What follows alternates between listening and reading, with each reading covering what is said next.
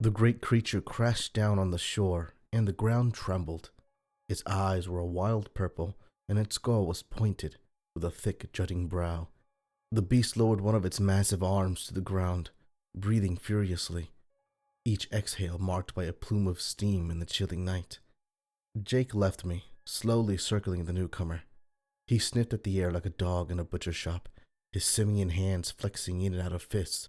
Didn't think you'd take so well to the serum. The serum? Was that thing my dad? If it was, it looked nothing like him now. It stood at least 15 feet tall, towering over Jake by 2 or 3 heads. Its skin was a mottled gray, and 2 fangs grew upward from its lower jaw. A trail of tangled, thick hair fell over its naked shoulders. It looked like a mountain troll. Or is it even you in there? Jake continued, chuckling. Maybe you just smelled the blood of an Englishman and came running on over. The troll let out a deafening screech. Its voice, like nails on a chalkboard, turned up to 20. It dashed at Jake, but Jake was faster. His ape-like body gave him agility that the creature couldn't match, and he clambered up the thing's backside, wrapping its thick arms around its neck. Now I know where Matty gets his temper from, Jake grunted, squeezing his chokehold tighter. His dear old dad. The troll bucked and hollered, its short legs kicking up stones in every direction as it lashed about, attempting to reach Jake and toss him off. Fuck. So that thing was my dad. Worse yet, Jake had him in a bad position. He lacked Jake's flexibility and apparently his capacity for human thought. Whatever self-awareness Jake and Nolan had learned over their years was missing from my father. He was near mindless, thrashing about like a rabid animal. He looked feral. Jake was distracted though. The dagger gleamed in the corner of my vision, framed by the last dying rays of moonlight. If I could reach it, maybe I could catch Jake unaware and hurt him enough for my dad to get the upper hand. Once Dad had knocked him around some, I could stake the bastard and put an end to this summoning bullshit. I pressed down with my good arm, trying to use it to leverage myself upright, but the pain was unbearable. I collapsed back onto the beach, battered and broken. It was no use. I was just some guy trying to fight literal monsters, and I'd pay the price. But I wasn't alone. Eric! I called, craning my neck to look at him. He hadn't moved. On the contrary, he looked to have settled in. His eyes danced in the moonlight, and the faintest hint of a smirk played at the corners of his mouth. Eric! I shouted again. In the background, the sounds of our father's voice grew quieter, more labored. Jake's chokehold might not be able to kill him, but we'd seen with the shotgun blast that enough punishment could slow the cryptids down. Eric, look at me, for God's sakes! Eric did, but it didn't seem like my brother. He looked identical to him, but his eyes were cold, dead. His anxious fidgeting had been replaced by a calm indifference. What is it, Matt? He said. The tone was all wrong. Damn it. Had the summoning finished? If it had, it lacked the climactic flair old horror movies had promised me. That's Dad, I said, looking sidelong at the wheezing troll. He needs our help. My brother walked toward me with an uncharacteristic swagger, his messy black hair swept up in the breeze. Why don't you help him then? I'm a little hurt, I spat, gritting my teeth. In case you couldn't tell. Eric drew up in front of me, his skin sallower, paler than I remembered. His eyes flickered with hints of gold. We spent several long moments staring at each other, my heart beating out of my chest. He looked perfectly comfortable though, amused even. When he spoke, it was a word I didn't understand, something from another language. Dairul. The world began to melt away. The sounds of Jake and Dad retreated into the background, the scents and sensations around me fading until I was surrounded only by an encroaching, suffocating darkness. What was happening? Was I dying? My mother's voice echoed around me. Please, Matthew, she wept. Please. I could see her now, her figure coming to life through the black of my memories. She wore her favorite summer dress, dotted with bright sunflowers, and on her head, a wicker gardening hat. She smiled at me. "Mom?" I said, my voice stronger than it had been earlier. I felt whole again here, in the depths of my memories. She brought her finger to my mouth. "Shh, Eric's coming. We don't want to ruin the surprise, do we?" I blinked, staring at her. I'd almost forgotten the shine of her dark hair, the playfulness in her eyes, the kindness in her smile. She was such a nice memory. Why had I avoided it for so long? The light that framed her spilled out, illuminating the hardwood floor we stood upon, and then the walls with their dull baby blue wallpaper, and finally the ceiling, where an old fan spun lazily, cooling us from the summer sun. We were in the room I shared with Eric. In each corner were our two beds, dressed in bright Power Ranger blankets. The floor was covered in action figures and unfinished rounds of board games. The memories shifted. Eric was with us in the room now, small and young, just as I was. We must have been 9 or 10. He didn't look happy, though.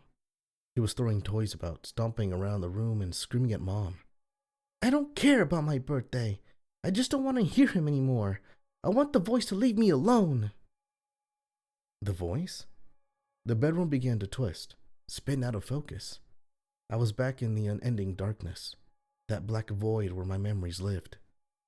"She wants this to be her last dose," Grandma said. She sounded hazy, dreamlike. Her words drifted in somewhere in the unending abyss. "She'll have one last swim, and then she wants it stopped. For all of them." "She's a coward," Jake shouted. The memory began to build again, and I was in the outhouse. Their voices were right outside of it. "Eric has all the potential, and she's jealous of him." "Matthew," Grandma said, "not Eric. Matthew's the one best suited. He's less affected by the serum." "But that's exactly why it needs to be Eric," Jake argued. "We want somebody powerful, somebody willing to do what needs to be done." "Hush. Keep your voice down. The boys might hear." "Relax, Ma," Jake said with a sigh. "They're swimming in the river, and Nolan's keeping an eye on them." I heard him pacing. "Eric's potential is enormous, and we should be leveraging that." "He is not himself on the serum," Grandma snapped. "And by the way, Alice suspects you've been dosing him. I've assured her that I've forbidden it. But I'm beginning to think that you're not listening to me either." Jake kicked something. A bucket, or a large can. "Come on. You know Alice doesn't believe in this anymore. She's killing herself fighting the damn serum. You've seen her. She looks half dead." "It's her choice to make," Grandma said. "I remind you that she's watching the boys from the water. I wouldn't try anything if I were you." Jake laughed. "She's the little sister. I'd be warning her not to try anything." The memory lurched again, this time taking us to the mountains. Except, it was a bright day, and Mom, Eric, and I were on the river, sitting up on the big rock where he'd read mysteries. Mom looked more unhappy than she had earlier. Her eyes were framed by dark bags, and her posture was slouched, exhausted. She smiled in spite of it, and I smiled back, so happy to be with her again, so happy to feel like family again. "If we catch a fish, can I kill it?" Eric said. The comment caught me off guard. Eric was staring blankly into the water, his skin paler than before. He kept scratching at the back of his neck, and I saw more marks there, some scabbed over. "I call it, Matt. I get to kill it." "Don't worry so much about that," Mom said calmly. I tried to speak too, but the words weren't there. I was an accessory to this, it seemed, and nothing more. Still, it was nice to be back here, before things had turned so bad, before that night had ruined everything. "Try to enjoy the water," Mom added. "It's a beautiful day." "I hate the sun," Eric spat, bitterness creeping into his voice. "I want to see the cave again." Mom shifted, looking uncomfortable. "Grandma told you can't go there, sweetheart." For some reason, this memory felt familiar, though I couldn't piece what happened next. He glared at her. "Uncle Jake took me there. I know where it is." My mouth opened. Words came out, but they weren't mine. They were words I said years ago. Come on, Eric. Jake's letting us borrow his fishing gear, and it's a freaking nice day. Who cares about a stupid cave? He didn't so much as glance at me, just stared back over the water. Silent. This time the change was subtle, and it couldn't have been more than a few hours later. The sun was setting now, painting the blue sky in shades of orange and red. I was reeling in a fish. Why did this feel so familiar? It gave me a horrible feeling, and I couldn't place why. Mom! I shouted. I think it's a big one. Great job, Maddie. Uncle Jake will be really impressed. She beamed at me, and I felt my heart melt. Just in time for dinner, too. She winked at me. I loved her so much, missed her so much. I'd forgotten how moody Eric could be, but that didn't matter. Not really. Kids were like that, after all, and we were a family here. A real one. I finished reeling in the fish and pulled the hook from its mouth. The trout flopped and squirmed on the rock, desperate to return to the river. My young stomach twisted, realizing this was the part where we had to kill it. I had never killed anything bigger than a bug. Can I do it? Eric said, doing a poor job of masking his excitement. He eyed the fish hungrily. Mom looked tired, exhausted. Maddie caught it. I think he should. It's okay, I said. I honestly didn't think I had it in me to kill the thing. You do it. I tossed the fish to Eric, gladly, and he held it on the rock. I think it'd be easier with the knife, Eric said. Jake always uses the knife when he kills his fish. He looked at our mother expectantly, his eyes drifting to the tackle box at her side. She hesitated, but opened the latches on the tackle box and pulled out Jake's gutting knife. She passed it to Eric, handle first. He took it eagerly and gazed at it reverently before stabbing it down into the fish's head. It wriggled, and he hacked at it again and again. Then he cut into it, carving at it on the rock. Gut spilled out and blood coated his fingers. Stop, I shouted. You're ruining it. He looked up, and I felt uneasy. Those eyes, that panting excitement on my brother's face. I was beginning to remember this moment, and I wanted to leave. The sun inched behind the tree line, casting a shadow over the rock and over us. Shut up, Matt, Eric growled. That's enough, Eric, Mom said. A nervousness had slipped into her tone. She held out her hand. You killed it. Now let's put away the knife. Eric looked down at the blade, dripping with blood, coated in what remained of the fish. He blinked, then stared up at our mother. There was something wrong with the way he looked at her. It was the same way he gazed at the fish. No, he said. I want to keep the knife. Just give it to her, you dick, I snapped. I was angry at him for ruining my fish and our dinner. Young me had been so proud of catching it, so proud of the chance to show it to Uncle Jake, that I was practically fuming over Eric's treatment of it. I was too young to notice the danger in that situation. In Eric's expression, I wanted to look away, but the memory dictated I stared at him, furious, frustrated, 11 years old and completely oblivious to the subtext of the moment. Dread began mounting inside of me, but I had no way to communicate that to my younger self, to my mother. The truth was, I realized why this moment felt so wrong and so familiar. It was 12 years ago, moments before nightfall. The knife, Eric, Mom said forcefully. She nodded toward her open palm. Now, please. I already told you. I'm keeping it, Eric screamed. He pulled back, clutching the knife to his chest. Tears streamed from his eyes. He wants me to have it, and he'll hurt me if I give it back. Now, Mother said, raising her voice. Her patience had run its course, and she reached for it. Eric slashed at her. She recoiled in a spray of blood, cradling her hand to her stomach with a shriek. I froze, my young heart thundering in my chest. No, there was no way. This couldn't have happened. It was a lie. All of it. Our mother had died in a river boating accident. I knew that. Eric knew that. Per Diem was doing this, affecting my memories. Strangely, Eric, I didn't think it'd take any convincing for you at all, Jake's words echoed. Or are you still pretending you didn't murder my sister?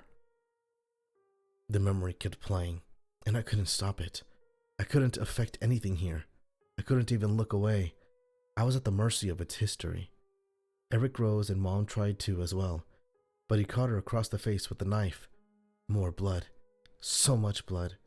She tumbled backwards, falling with an anguished moan to the rock. "Please, Matthew," she wept. "Please." Her voice broke my paralysis, and the younger me launched at them, my fear and shock replaced by adrenaline. Eric slammed the knife into her, and I kicked him as hard as I could, square in the face. He flew off of her. His body slid down the big rock and fell to the beach with a groan. My chest felt tight with panic, with terror. I turned to Mom and saw the knife sitting down to its hilt in her chest. Blood pooled over her white sunflower dress, turning into a horrible crimson. Tears spilled out of my eyes and I screamed for help. I screamed for Jake, for Grandma. What do I do now? I was just a kid. "Mom," I whimpered. "Mom!" She didn't respond. Her eyes were blank, her body still. The gray of the rock had been replaced by a slick coating of red. Barking sounded in the distance. Griff. Something struck me in the back of the skull and I dropped next to my mom. My head throbbed and my vision blurred. Beside me there was a wet sound and I realized the knife was being pulled from Mom's chest. I rolled over, disorientated and scared, and running entirely on instinct now. Eric stood above me. He slashed at me and I threw up a hand to protect my face. Blood sprayed across my t-shirt and I screamed. He swung the blade again, cutting at me over and over. Finally, with his other hand, he grabbed my arm and pressed it down, out of his way.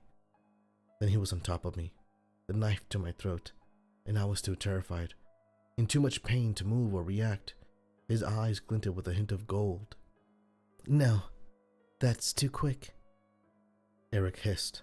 He adjusted himself, moving the blade away from my throat. Agony tore through me. The knife stabbed into my side, slowly sliding deeper and deeper. My will to fight began to fade. I could feel the younger me giving in, giving up. My brother was killing me. I watched the memory play out in horror. That wasn't Eric. It wasn't the man I knew. Something terrible had happened to him. Griff's barking grew louder, and I heard Grandma shouting. Eric looked up, his face losing the manic terror. The next moment, Jake pulled him off of me, and Eric kicked and screamed and shouted. His voice turned to mumbles, slurring, before going completely silent. "He's killed him," Grandma shrieked.